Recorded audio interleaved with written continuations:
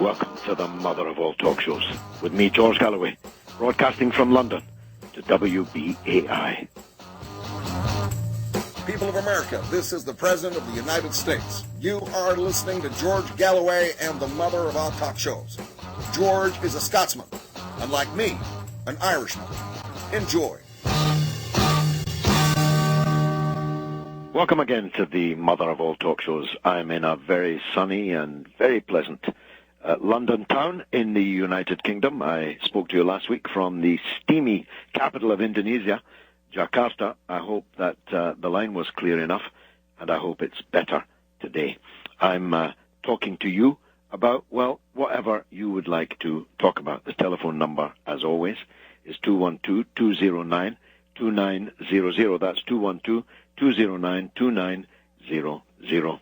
Now, the entire country of Great Britain is fixated this afternoon, for us this morning, for you, with the engulfing scandal that is now, I would have said, moving into a very substantial period of endgame with relation to Mr. Rupert Murdoch and his media empire.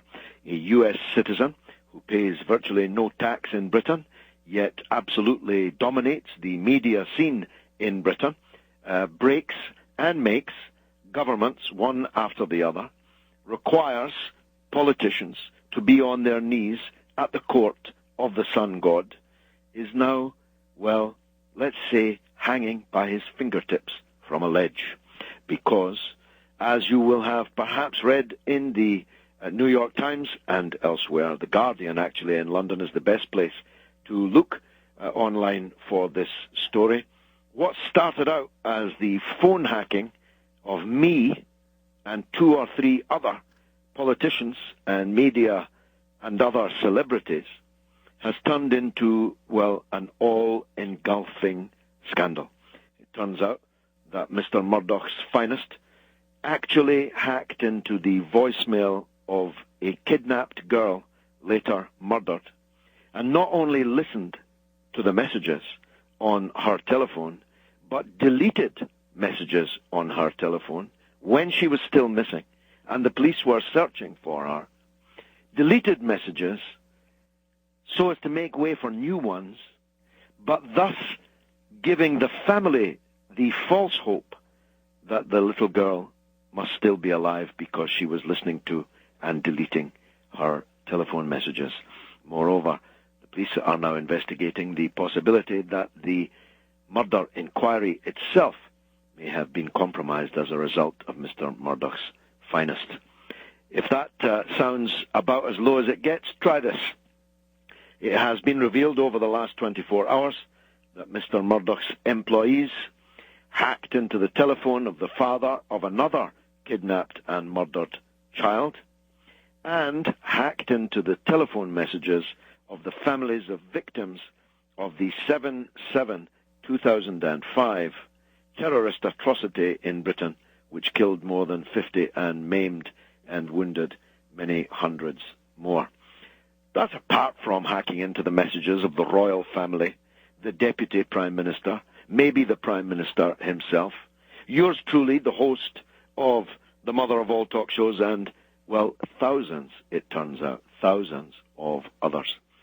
Mr. Murdoch started out the year hoping that he could make a complete takeover on behalf of News Corp, his company, which owns Fox News and owns 20th Century Fox and many other things, that they would take over in its entirety Sky B, that's the British broadcaster. In fact, by the end of the week, Mr. Murdoch may very well not be in control of anything. He's certainly not in control of events, because the British Prime Minister has just announced not one, but more than one public, judge-led inquiries into the conduct of his empire in England. It is the biggest story in town. It's the biggest story for many years. It's the biggest media story ever. It's the biggest story about media ethics ever. Other than that, there's a big New York story that's making it big here, and that is what turned out to be apparently false allegations against Dominique Strauss-Kahn, the leading French socialist politician and erstwhile head of the International Monetary Fund. It looked for a time that in addition to losing his position as director of the International Monetary Fund, that Strauss-Kahn was out of the political game too, because whilst at one time he was a credible, indeed regarded by the bookmakers as a favorite to be elected as the president of the French Republic, it looked like his political career was in ruins.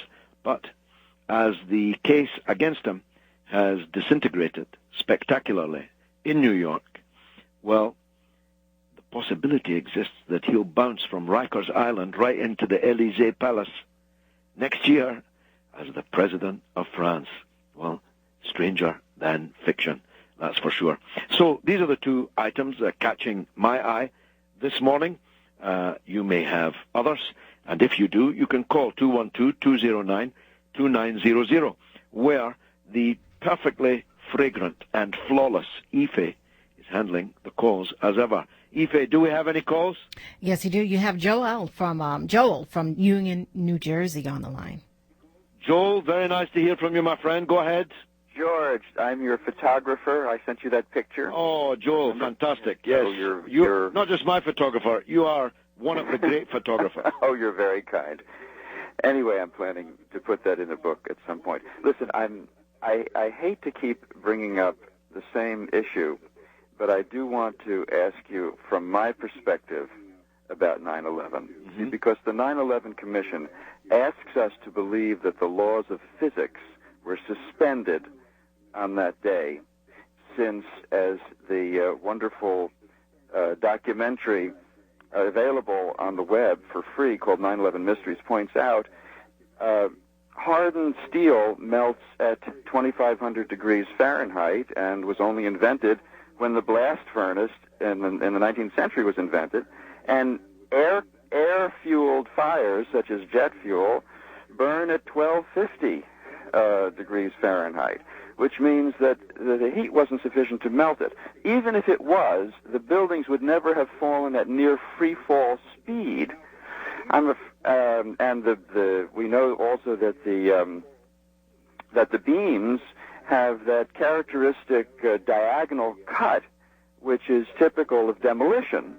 And of course, to summarize everything very quickly, Building 7, which came down at 5 p.m., was said by none other than Larry Silverstein on the CBS documentary that we had to pull Building 7. We had to demolish Building 7. That's demolition lingo for demolition. So when did they put in the charges? And of course, there is an answer to that. About 2 weeks before the event, all security was shut down, and men in protective suits came in and installed some mysterious stuff, which they said was for the internet. But we have the testimony of people in the building saying that this actually happened. And of course, then there are the explosions underground, which were not caused by the planes, the explosions which happened at the same time. I'm afraid that whatever demolition was done all too efficiently, like Ahmadinejad's corrupted election, where he won by a landslide, and it would have been much more believable if he had won by a small margin. And they brought these buildings down in ways that were absolutely incompatible with the melting of steel. There would have been a slow collapse. So there are all these things. You're obviously a far better engineer and scientist than me, Joel, so I'm not going to swap science or technical data with you. I'm going to ask you, yes. Therefore, if it is your case that somebody, I'll come to who next, that somebody brought down the Twin Towers by explosives and flew 2 airliners into them at the same time. Is that your case? Well, I believe that our FBI or CIA or whoever picked up the plot. The plot was not originated by us, I don't believe, and therefore prepared to make sure that the plot succeeded. That's what I infer. Of course, what we need is a new investigation. I don't know. The FBI did that. Perhaps. We need is a new investigation. There are too many incompatibilities. Yeah, no, you just said the FBI did it. I'm saying one of our agencies, who knows, the NSA. One of your agencies. One of the U.S. agencies picked up this plot. Picked up that Islamists were going to try and hijack. That's right. aircraft and fly them into the Twin Towers. Right. And just to make sure that it was a big bonfire, sowed the entire Twin Towers area, the collection of buildings, sowed them with some kind of explosive material, so that whatever the two planes managed to do, these two buildings would fall down. That's the enormity of what you're saying. Right, and Building 7 as well, which was Yes, pulled that's down. what I'm saying, the collection of buildings. At least 3 buildings. Yeah, right, exactly. That's what I'm saying. Your evidence for one of your agencies doing that, committing mass murder of U.S. citizens, is what exactly? I don't have evidence. That's why we need to reopen the investigation. All of this was suppressed. All I have is scientific incompatibilities and the testimony of demolition experts and engineers. Joel, with a heavy heart, I move on. No doubt the authorities will have heard your plea, and no doubt the listeners will have their point of view on it. Me, it's insane. I don't know how many times I've got to say this, but I think that those who think they're taking an oh-so-radical point of view on this by making the kind of case that Joel just made are making a very, very big mistake. In fact, they're letting the real criminals off the hook. And the real criminals are who, so far as I'm concerned? First of all, and there's no getting around this, there's no moral equivocation in this, the number one criminals are the people who committed the crime. And the number two criminals are the people who created the conditions in which the criminals flourished. The criminals are the Salafist, jihadist, extremist Islamists operating out of the mindset of the late Osama bin Laden. And criminal number two is the imperial system of Britain and the United States, which has created this swamp of hatred in the Muslim world that allowed bin Ladenism to emerge and for a period flourish.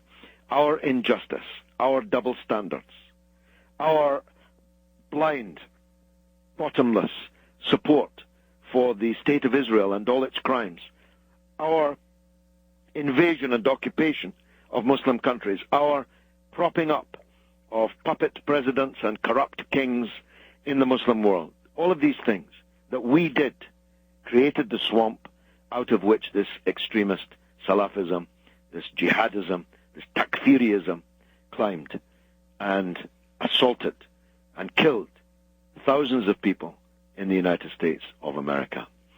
But if you actually say that it wasn't extremist Muslims who did it at all, it was the FBI or one of our other agencies, then not only is that an allegation so Everestian, so monumental, that you kind of need a bit more before coming on the air and putting it that, well, I don't have any evidence, but I want another investigation. You kind of need a bit more prima facie than that, at least where I come from. At least the tradition, the intellectual thought tradition from which I come, you need a little more than that. But you run the risk of making yourself and the rest of us, by extension, sound like we're in some kind of lunatic asylum.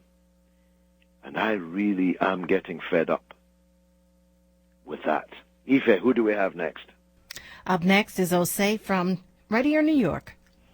Jose, Radio New York? Yeah. Go ahead, sir. Hey, how are you doing, brother? I'm fine, and you? Well, we're at it. We're at it. Good. I'm at my desk, so I won't be as articulate as I would like. But in relation to 9/11, you're going to get a lot of platitudes as speculation, because that seems to be the ingredients of American political culture and not necessarily facts. And that happens. That happens. What I really wanted to look at was the question of Mr. Strauss-Kahn, and because he was paraded in New York media as a regular perp and a former minister of France, and he went down the photograph of what they call the perp walk. Yeah. Disheveled. I was kind of surprised. Now not just around the issue of race, but also class. Then when you go deeper and look at certain reports, he was not that aligned to the American dollar. The French woman that's being put into power now, she's much more closer to American interest than he was. I understood reading some of the international reports of currency, he was closer to the woman from Germany, Mrs. Merkel. Mrs. Merkel, yes. Right. And a lot of people on this side never really examined the international implications. While I do see him as a perverse man of privilege with other cases before this case, right? And that there are no cases before this case that have been proved against him anywhere in any court ever. Well, you say as of yet, but never. The answer is never. There has never been any case against Dominique Strauss-Kahn. He wasn't accused? I mean, the case hasn't been proved, but wasn't he accused? No, and the woman is coming to reinstate the case now? He was the subject of a police report yesterday by a woman who claims he did something to her 10 years ago. Nearly 10 years ago. Right, right. And the mother's a member of the Socialist Party of France, I think. Yes, but there's all sorts of internecine warfare going on inside the Socialist Party of France. I have no idea whether he did what the woman says he did nearly 10 years ago. I just think it's passing strange that she'd wait nearly 10 years before filing a police report, and only after the spectacular explosion of this case in New York. Yeah. And also, too, I think people need to look at the internal fratricide within the IMF by outside forces, in particular the Americans. Because here in New York, he would not have been released unless he resigned from the position.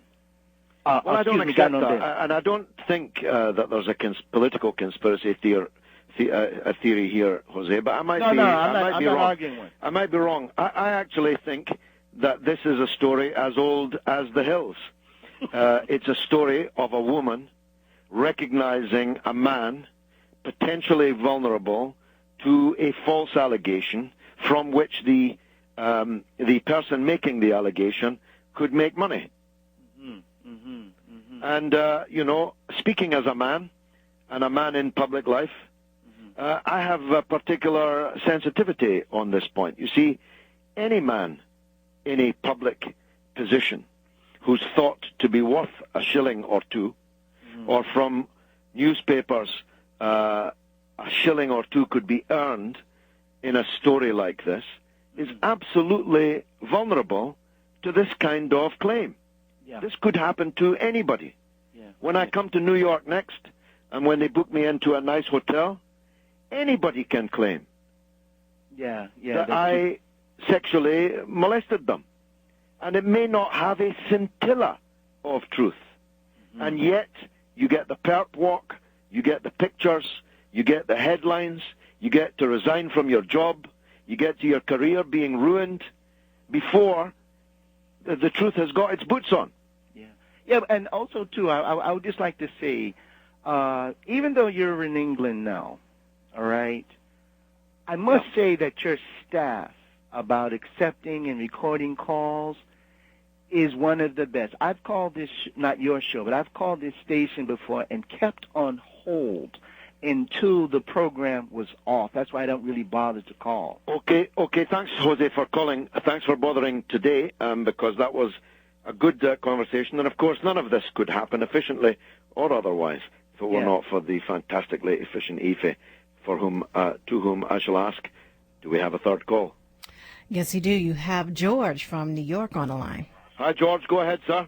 Yes, I'm so grateful. Will you please talk a little bit about the audacity of Hope Flotilla and what's happening in the waters and why we do or do not need to support the Palestinian children, what they're actually being deprived of? I so appreciate your answer, and I'll hang up. Thank you, George. The flotilla appears to have, metaphorically speaking, sunk. A combination of the decision of the Greek authorities, who appear to have entered a strange and new love affair with the government of Israel, Mr. Papandreou, the Prime Minister of Greece, being a boating colleague of Mr. Netanyahu, the Prime Minister of what they call Israel, and the Air Force of Greece and the Air Force of Israel just completing, over the last 2 weeks, military exercises in league with each other. I must say two things which would have been inconceivable during the premiership of Mr. Papandreou's late father, Andreas Papandreou, the former Prime Minister of Greece. A combination of this perfidy on the part of the impoverished Greek government with the decision for raison d'etat of the Turkish government to press upon their NGOs not to give the Mavi Marmara, not to play a leading role in this flotilla as they had in the previous one. And the terrorism, there's no other way of putting it, which has been inflicted upon the ships of the flotilla, two of which have been subject to terrorist attack in European ports, whereby very dangerous acts of sabotage were taken against their vessels. The reign of terror practiced on insurance companies and port authorities throughout Europe by organs of the Israeli state and or non-government organizations that operate out of Israel has meant that insurance and port clearance has not been available, and indeed the ships, one after the other, have been subjected to harassment and line-by-line investigation and examination of every aspect of their journey and their seaworthiness and so on, to a degree that no other ship in any maritime port in Europe ever is, ever has been, or ever will be.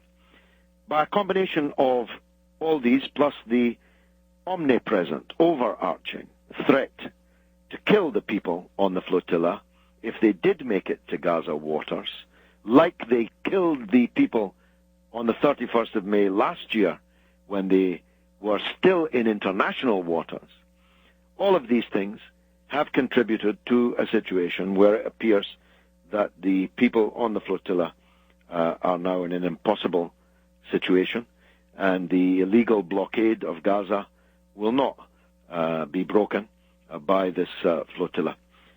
For my own part, I have some initiatives to announce, which I will announce on the 23rd of July in Beirut, at the American University of Beirut, at the Summer University of Palestine, which is organized by the Viva Palestina chapter in the Arab world.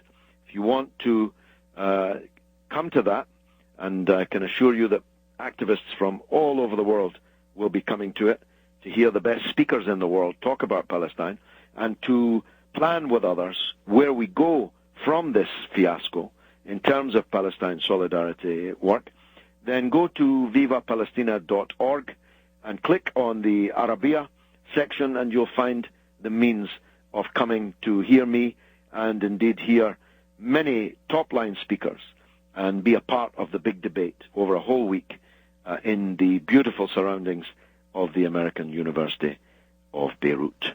Thanks very much, George. This is George Galloway. This is the mother of all talk shows on WBAI. My fellow Americans, you can misunderestimate me if you will, but do not misunderestimate Mr. George Galloway and the mother of all talk shows. It always has controversial ideas and sometimes very big words like disambiguation. I got it right. It still makes me laugh. After all these months, Aoife, who do we have on the line? Well, we have coming up next, and I want him to turn his radio down, Alexander from New York. Alexander, welcome to the show, my friend. Yes, how do you do? Very well, thank you. Yeah, I appreciate your coverage of the news and the Israeli-Palestine, but I would like to just beg mention of the other occupation and illegal settlements in a neighboring country. Could I just beg mention, say something about Cyprus? We get absolutely practically no coverage in the New York American media. Well, of course, I was just thinking the other day when I was in Hyde Park that in 1974, which is a long time ago, I joined the demonstration against the Turkish junta's invasion and occupation of Cyprus in Hyde Park in London. And that was in 1974. This is 2011. And the division of Cyprus, which occurred as a result of that invasion and occupation, has persisted all this time. Now, for most of that time, the blame for the maintenance of the division lay with the Turkish state and indeed Turkish Cypriots, who refused all reasonable offers of a settlement of this issue. That's no longer the case. In one of the most perverse turnarounds in political history, it's now the Greek Cypriots who are refusing to settle diplomatically and politically the offer made by the Erdogan government and by the Turkish Cypriot government to bring this matter to a satisfactory conclusion. I hope that in the course of time they will reconsider that and that Cyprus can again be unified and the whole of Cyprus can be members of the European Union, along with Turkey, I hope, which is the proper place for them. Alexander, thanks for the call. Ife, another one? Yes, you have Johnny from Greenpoint, Brooklyn, coming up. Johnny, now I have good memories of Greenpoint in Brooklyn. Go ahead. Johnny? Hello, Johnny. Hello, Mr. Galloway. How are you? I'm well. Nice to hear from you. Go ahead, sir. Yeah, last time I talked to you, we got cut off, but the office still stands. Go to Havana, Cuba with your communist tricks, you Stalin commie. No, you didn't get cut off, Johnny. Neither the last time nor this time. It's actually you who's hanging up. And you know why? Because your vulgar abuse, stretched over just 6 or 7 seconds, is about the extent of your vocabulary. It's certainly about the number of your intelligence quotient, and it's definitely about the size of the arguments that you have.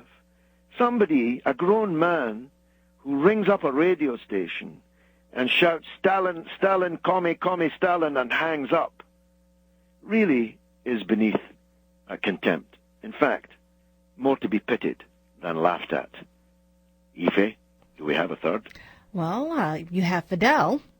Fidel, what a perfect segue. What a perfect segue. Fidel, From welcome Upper back. West Side. Welcome back, Fidel. Go ahead. Thank you. Just my luck, huh? Just my luck. Yes. Anyway, I just wanted you to clarify something for me because the last time that we spoke, I brought up the issue that you had mentioned that every people should have the right to elect the government that they have. Yeah. And I just want you to, and you said that the reason why Cuba doesn't have or deserve one, I don't know which it was, is because for the last 40 years they didn't have one. So I want you to kind of justify your argument. Well, you've misrepresented me, of course, because whatever point of view I put, right or wrong, would have been rather more eloquent than the paraphrase you have just attributed to me. I would never have said that Cuba doesn't deserve an election because for the last 40 years it hasn't had one. That would be, well, beneath me, Fidel, and it's beneath you to attribute it to me. What I did say to you is what I'll say to you now. If the United States of America would end its state of war and blockade against the people of a neighboring island just 90 miles away from your coastline, then normal political life could come to pass in Cuba, and probably in very quick order. But as long as this tiny country of Cuba is besieged, blockaded, quarantined, subject to subversion, the fostering and harboring of anti-Cuban terrorism, economic sanctions, informational war, and all the other panoply which have included assassination attempts by the score, if not by the hundreds, against the leader of the Cuban Revolution. As long as these things persist, don't expect politics in Cuba to be normal. Now, I know that you know all of this, but it's part of your job as an agent of anti-Cuban propaganda, paid or unpaid, of course, I'm not in any position to know, but that you are an agent of anti-Castro propaganda, I'm in no doubt whatsoever. It's part of your job to pretend a faux ingenue approach, a faux naivety, asking these apparently fair-minded and open questions. It's really simple. Stop subverting Cuba, end the blockade, and normal political life, including elections, will quickly follow. It's George Galloway. It's the mother of all talk shows. Hello, Tony Blair here, just dashing off to pick up a check and sort out the Middle East problem. But I thought I'd just give a quick plug to the special relationship between me and George Galloway. I can't stand the man. And the feeling, of course, was absolutely mutual. Me and Tony. Ife, do we have another call? Yes, you have John from Parsippany, New Jersey on the line. Hi there, John. Go ahead, sir. Good day, George. Hi. I want to refer back to the 9/11. Look, we don't need crazy conspiracy theories. American history is enough. In the 80s, when Reagan started to find that it might be a grand policy to go and tweak the Russians by arming the Afghanis to the teeth, they weren't called the Taliban then. They weren't called Islamists then. We called them freedom fighters. We called them Mujahideen. And now, 10 years later, this is the longest war in American history. And it's ironic that at the time, all the neoconservative war hawks over here were laughing that Afghanistan was going to be the Soviets' Vietnam. And now look whose Vietnam it is. Well, of course, none of that is any surprise to me, John. If you don't mind my saying so, I was probably saying it long before you were, and certainly saying it at a higher level than you were, because on the eve of the fall of Kabul, to the people who later called themselves the Taliban and Al-Qaeda and the rest, I said to Margaret Thatcher's face in the Parliament, you have opened the gates to the barbarians, and a long dark night will now descend upon the people of Afghanistan. And I never said a truer word. And in the speech after 9/11 that I gave in Parliament, which you can read, I said that I despise Osama bin Laden.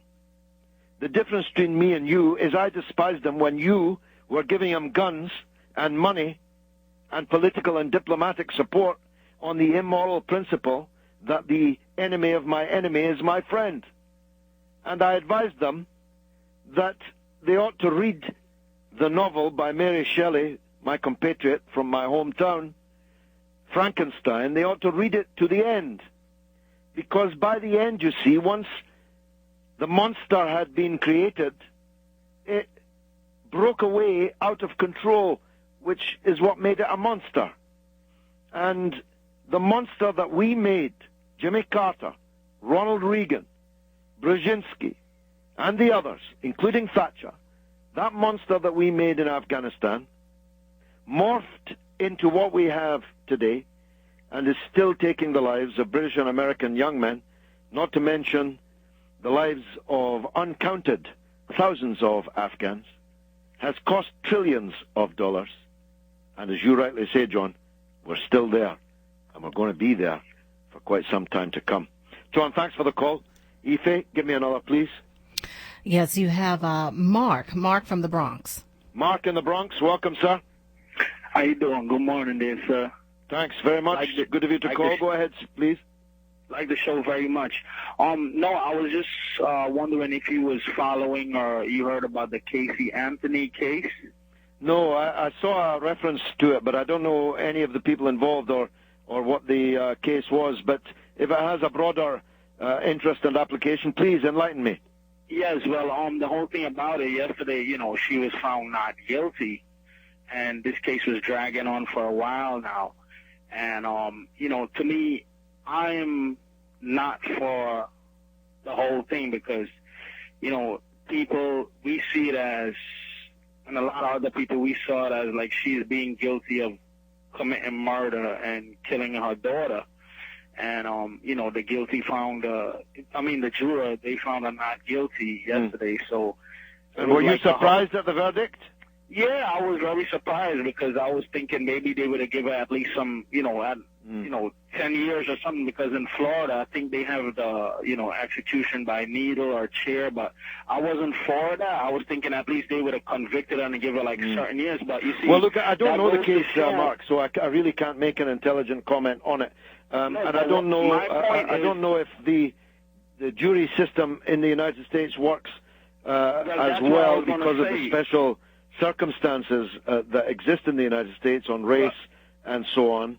But what I would say about my own country here in Britain is that by and large, juries almost always get it right.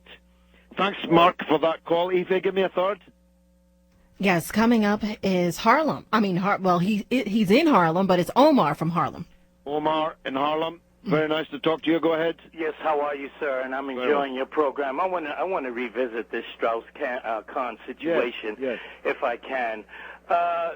Here in America, it's sad that if someone can accuse you of something, and once you do that perk walk, and they show you in that type of situation, automatically a lot of people, put the guilty verdict on you. Yeah. But then let's flip the script. Let's just say that what this woman said was true and whatnot. Mm-hmm.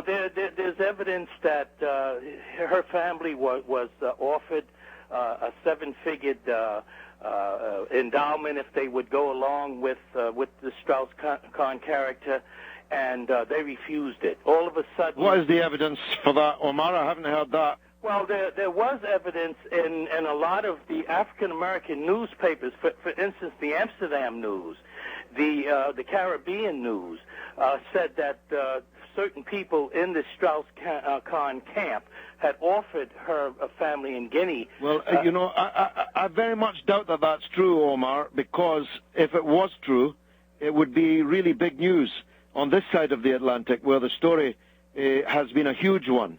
And, of course, that would be extremely damning. Excuse me, sir. She was reportedly supposed to have $100,000 put in her bank account mysteriously. Her lawyer was on New York 1 the day of this last court appearance, and he totally denied this, said that she didn't have that kind of money.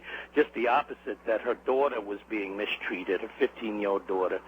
She was put up somewhere in the Bronx in some little halfway house, and this guy was living fabulously in Soho. But anyway, it's really been a circus. The sad part of the whole thing is this. If what they're saying is true, and if this man runs for the prime minister, for the presidency of France, and if he wins, the French people are going to be in dire straits, brother. Trust me. Why? Okay. Why? Because this is not the first accusation with this character. There's been several women that have accused him of this type of thing. There's one other accusation, which was made yesterday. No, but there was another woman that said that he had done something to her a couple of years ago, and her mother told her. When did she tell us about that, Omar? Her mother told her not to go forward with it. No, that's the same woman. Oh, that's the same person? That's the woman who yesterday made a police report. Okay. Look, Omar, to say that the French people will be in dire straits would imply that they're not in dire straits under little Napoleon Sarkozy at the moment. C'est two Salamim shows. They're all the same. They cut from the same cloth. Maybe. If this man is guilty of but in that case, why have they tried so hard to destroy the prospects of Strauss-Kahn becoming the president of France is a question I'd like to leave you with. But they are, you're right, Tweedledee and Tweedledum for the most part. There you go. Except that Sarkozy, this little elevator-heeled Napoleon wannabe, has been the worst president that France has had in the post-war period. And it's really extremely important to the ordinary people of France, not least the ones called names like Omar, that Sarkozy is defeated next year in the French presidential elections. I'm just asking you to bear that in mind and ruminate on it and roam the internet and you'll get what I'm talking about. Omar, thanks, brother, Thank you, for sir. that call. Thank you. Ife, do we have a fourth? Yes, you have Teresa from Queens. Teresa in Queens. I'm very happy to talk to you. Go ahead, please. Hi. Hi. I find it ironic that you started your show talking about Rupert Murdoch and Britain, and how possibly because of his newspapers, he may be coming down because of some of the things that he's doing there. Yeah. And then your position on this lady the accuser of this Strauss-Kahn person, who, by the way, has been demonized by one of Mr. Rupert's papers here, the worst newspaper in America, the New York Post. She has been demonized, but not before Strauss-Kahn was demonized. He was demonized across the entire world for day after day after day, with the New York prosecutors telling us that the accuser's story was absolutely rock solid before they found out that it wasn't. But are you privy to facts about the accuser that we don't know? The reason I'm asking you that is because, listen, I understand your point that a person could be brought down by an accuser falsely. But also, you got to understand from the position of the victim, this woman does not have a chance against the New York Post, the New York Times, whose owners probably have lunch and dinner with Mr. Strauss-Kahn, okay? Well, I just think that... But, Teresa, that would be a case that I recognize, a line of argument, a feminist line of argument that I recognize. If it were not for the fact that the head of the IMF and a putative president of France had not been dragged off an aeroplane at JFK, paraded on the perp walk in front of the entire world's media, not least the media of France, where he was hoping to become the president, then taken to Rikers Island and held behind bars, having to give up his position as head of the IMF, your protestations would have some more weight if it were not for the fact that Strauss-Kahn was the person who suffered grievously as a result of the egregious publicity surrounding this case. Now, I'll grant you, subsequently, as the justice system has lost faith in the case being made by the accuser, by their own account, to the point that the case is about to be dropped, apparently, the media has turned on her. Now, I'm not privy to anything that you don't know. Not at all. But what I am privy to is this. I'm a man, and you're a woman. And if I was alone in a room with you, you could accuse me of sexual harassment or assault or worse. And even though I would be entirely innocent of that accusation, if I was in New York, my career would be done and dusted before the truth even got its shoes on. Can't you see that? I can understand exactly your point, and I want you to understand mine, that if, in fact, this man did put his hands on this woman, and she did have the strength and the, to report him and tell what happens. I mean, what you're saying is that anybody who dare to say this man put his hands on me should be afraid to say it. And as a matter of fact, I'm very proud of that woman in France.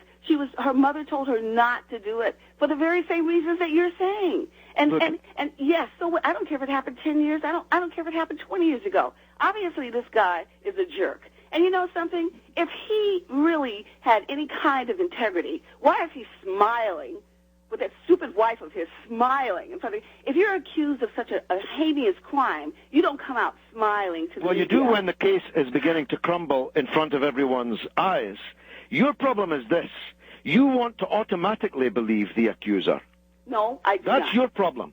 No, and that's not true. You want the rest of us but to I be think you automatically intimidated. want to believe that Teresa, I'll let you back in. You know, that's a two-way street. Teresa, I'll let you back in. Let me have my say. Okay. My case is this. You want the people listening to this to automatically give the benefit of the doubt to the accuser, to suspend all judgment as if a woman accuses a man that there may very well be something in it. Oh, I'm saying to you, I'm saying to you that there are bad women, as there are bad men, who make false allegations about people in order to make themselves richer. That may be true, but I don't feel it's you do the feminist cause and case no favors. I am not. By continuing to cling I'm to... not. I'm letting you in a minute, Teresa. By continuing to cling to a discredited accuser who demonstrably lied to the police in the reports that she gave of the incident.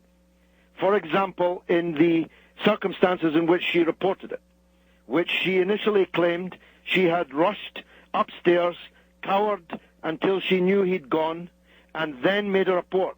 When the CCTV established that she had, in fact, after the alleged incident, cleaned the room next door, cleaned the room next door to that, then went back and cleaned the room in which she claimed the incident had happened. She lied about having been raped before, and she was caught on tape talking to a convicted felon in prison who had given her $100,000 over the previous 2 years, and she's on tape discussing with this convicted felon the financial benefits that could come from pressing charges against Strauss-Kahn. Now, why would you want to cling to an accuser discredited by these things? Because, number one, I'm not even sure that all that is true. I mean, it was the same newspapers. From the very beginning, I knew that she wouldn't even have a chance. I knew that. This woman was up against everything. She is a Muslim. She is black.